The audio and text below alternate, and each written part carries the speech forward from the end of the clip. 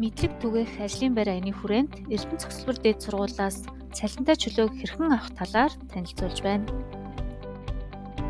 Ажилтан та цалинтай чөлөөг ямар тохиолдолд хаана хэрхэн хандаж авах вэ? Та дараах тохиолдолд олгортой чөлөө авах боломжтой. Эрдэнэ төлдөв төрийн өмчт үйлдвэрийн газрын хөдөлмөрийн дотоод журмын 6-гийн 12, 6-гийн 13-т заасны дагуу.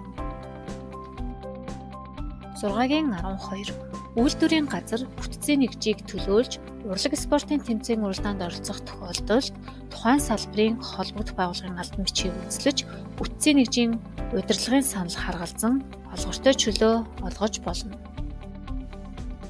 6-гийн 13. 0-3 хүртэлх настай хүүхэдтэй эсвэл хөгжлийн бэрхшээлтэй хүүхэдтэй их болгон ганц бие эцэгт хүүхэдтэй товлолт вакцин хийлгэх, эмчит үзүүлэх, эмчнэрийн зөвлөгөөнөөр орох зэрэгт зориулж жилд 2 өдрийн олгортой чөлөө олгоно. Эрдэнэ төлдөв төрийн өмчт үйлдвэрийн газрын 2024 оны хамтын гэрээний 4-1-т заасны дагуу дараах тохиолдолд олгортой чөлөө олгоно. 4-1. Ажилтны эхнэр нь амарчих үед өргөдөл хүсэлтийг үндэслэн ажлын 10 өдрийн олгортой чөлөө олгоно. Хуримлах болон төрсөн эцэг эх ах дүү хүүхэд ажилтны эхнэр нөхөр эмээ өвөө хадам эцэг эх нас барсан тохиолдолд өргөдөл хүсэлтийг үндэслэн Орхон аймгийн нутаг дэвсгэрт ажлын 5 өдрийн, хөдөө орон нутагт ажлын 7 өдрийн, хилийн чандад ажлын 10 өдрийн олгортой чөлөө олгоно.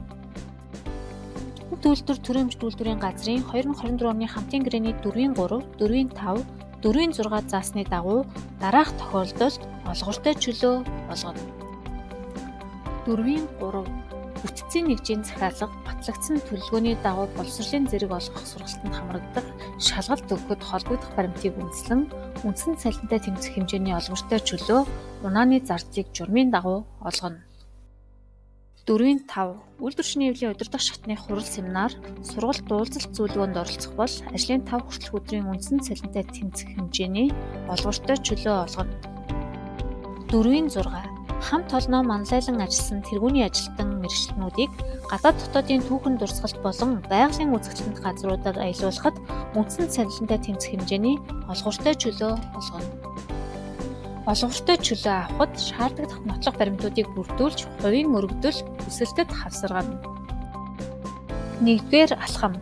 Та өөрийн бүтцийн нэгжийн удирдлагад хандсан хувийн өргөдөл хүсэлтийг бичнэ. 2-р алхам. Бүтцийн нэгжийн удирдлагын зөвшөөрөгдсөн өргөдөл хүсэлтийг нотлох баримтын хамт хүний нөөцийн мэргэжилтэнд хүлээлгэн өгч шатны удирдлагуудад бүргүүлэн хүлээн зөвшөөрүүлснээр тушаал төлөвлөлөн гаргуулж олгортой чөлөө олгогдно.